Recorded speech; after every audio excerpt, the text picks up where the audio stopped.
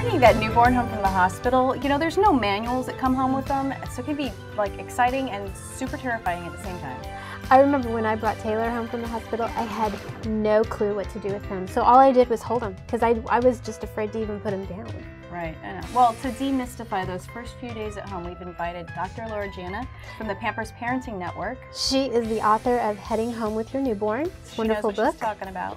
Yes, so welcome to MommyCast. Oh, good to join you. The first thing is feeding the baby. I mean, if you're breastfeeding, you're bottle feeding, and that in and of itself is a whole kind of an area that a lot of people are just clueless in and have to learn very quickly, and if it's not going right, figure out what to do and that's right where you away. Want that close relationship because those first few days are so important, whether you're establishing breastfeeding or you're bottle feeding. One of the things where I think, you know, parents all talk about pee and poop, but peeing and pooping actually plays into that whole feeding part, in that if the systems are working right and the baby's getting enough to drink, then you now have pee and poop to show for it. Yeah. But when you do that, then you also have to get into the practical side of diapering. You have to understand whether or not a baby's constipated. And those are the things where you really kind of experience before I had my my first. I'm sitting there watching him in his car seat, he's asleep, but he looked like he's really struggling. And I went to a class where the pediatrician was like, yeah, most of us don't witness other people going.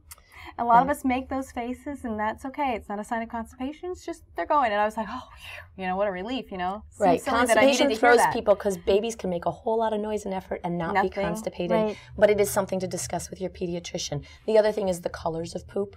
They change colors over time. But you're not changing what you feed them, so it's really bizarre. And then, even just the simple act of changing the diaper, where you need to know how often do you change it? Do you have to diaper over the umbilical cord? Or do you? And everybody gets freaked out by the umbilical cord. For anybody who's had kids a while ago, I mean, the changes in diapers where you've got the cutout for the umbilical cord so it doesn't rub against it before. I actually cut mine. Did you? And now you don't have to. I just folded mine down. Yeah, I folded it down too. So those sorts of things are very important to know. And then also keeping tabs on how often they go. Same thing with pee. There are now diapers that have the little strips that show you in the diaper when the diaper's wet, so you know your baby peed, even in those first few days when there's not a lot.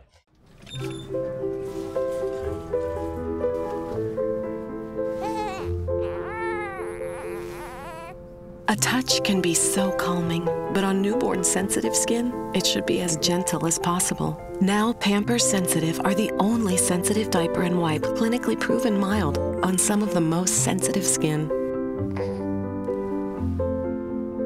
For a calming touch, now clinically proven mild, Pampers Sensitive.